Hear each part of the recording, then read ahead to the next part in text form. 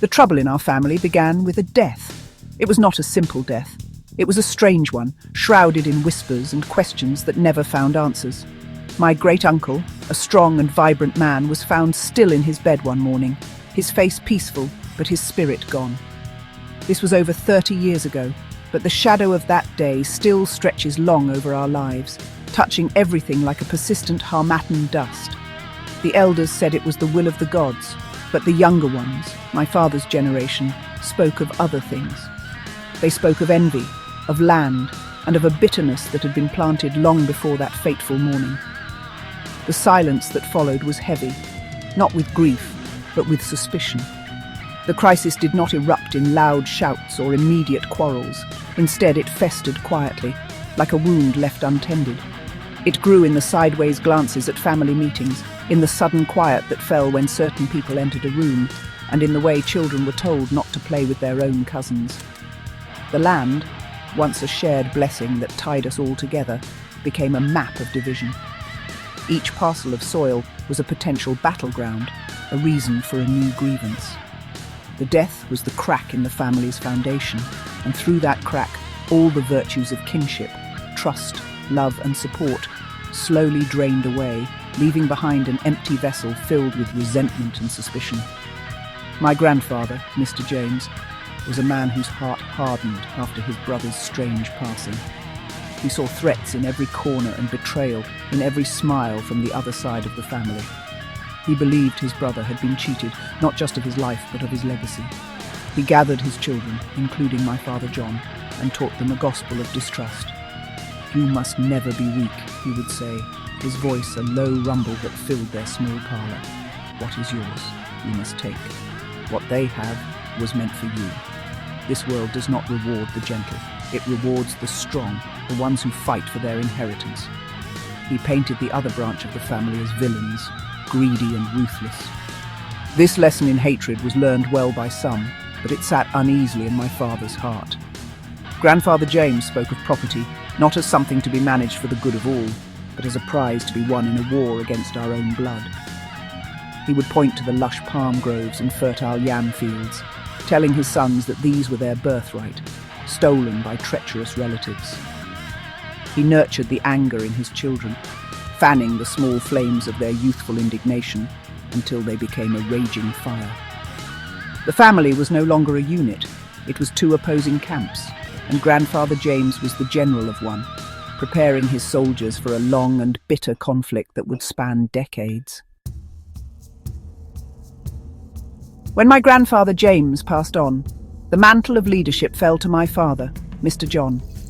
He was the eldest surviving son, a man known for his quiet demeanour and thoughtful nature. Unlike his siblings, he had grown weary of the endless conflict that had defined his life. He saw the toll it had taken on everyone, the joy it had stolen, the progress it had halted. He dreamed of peace, of a day when his children could know their cousins not as enemies, but as family. He decided he would be the one to mend the broken bond. He called a meeting, his heart full of hope, ready to extend an olive branch that had been withheld for far too long. But his family turned against him. His own brothers, raised on the same diet of suspicion, accused him of betrayal. "Have you forgotten what they did?" one of them shouted, his face contorted with the old anger. "You are weak, John. Father warned us you would be." Even my mother, who had endured years of the family's Cold War, could not support him. "They will see your kindness as a weakness," she warned him, her voice laced with fear. "They will take everything and leave us with nothing. Think of your children, John. You must protect what is ours." He was a lone voice calling for peace in a wilderness of ingrained hostility. The rejection from his own household was a heavy blow, but the division it created among the younger generation was perhaps even more painful for my father to watch. My siblings and I grew up in the shadow of this feud, and the lines were clearly drawn. We felt a deep and confusing anger towards our cousins. We saw them at the market or on the path to the stream, and we would turn our faces away, our hearts tight with a resentment we had inherited but never truly understood. They were strangers to us, their faces familiar only from the stories of their parents' supposed treachery. We were children fighting a war we did not start. This tension was a constant simmering presence in our lives. A shared celebration, like a village festival or a wedding, became an exercise in avoidance.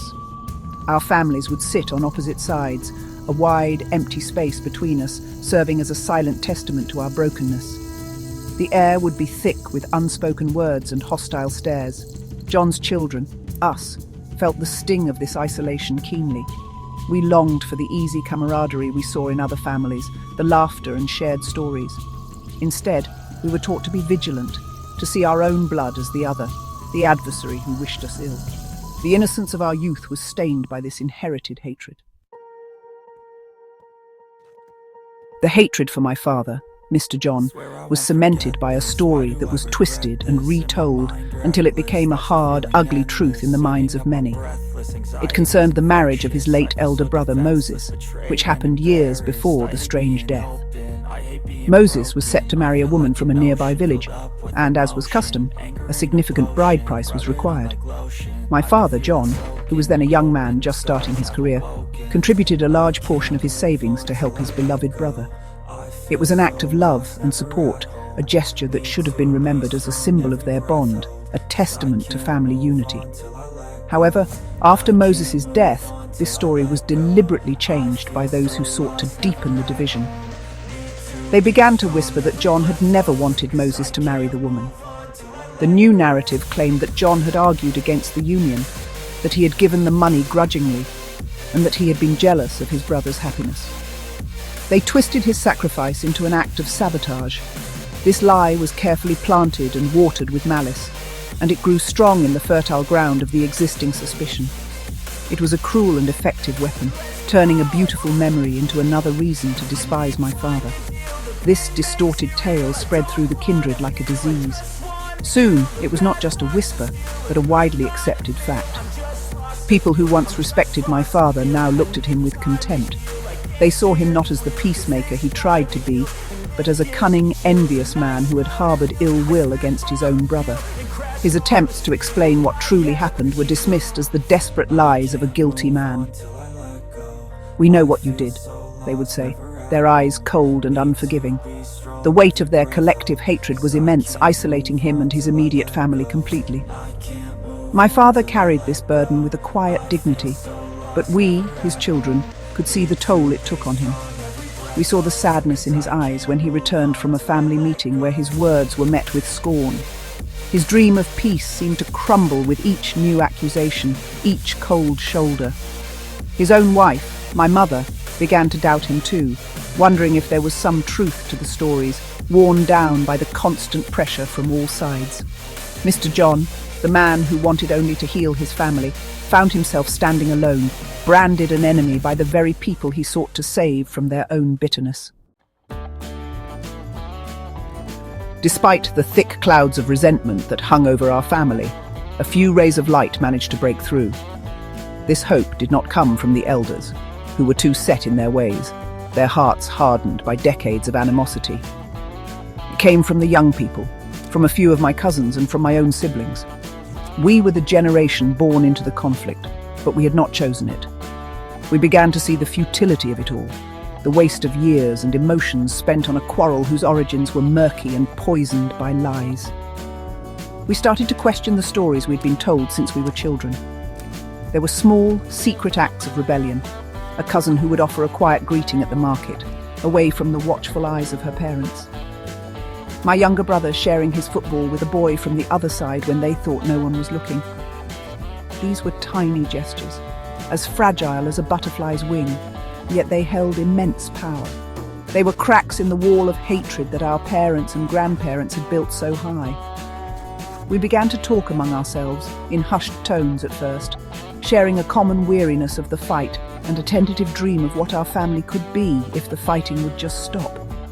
We realized that our futures were being held hostage by the grievances of the past.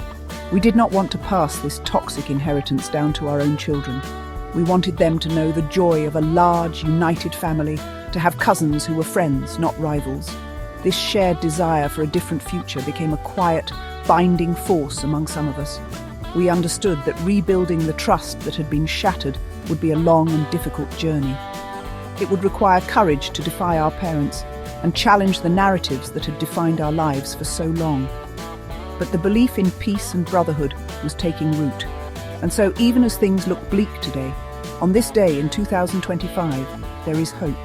It is a quiet hope, a fragile one, but it is real.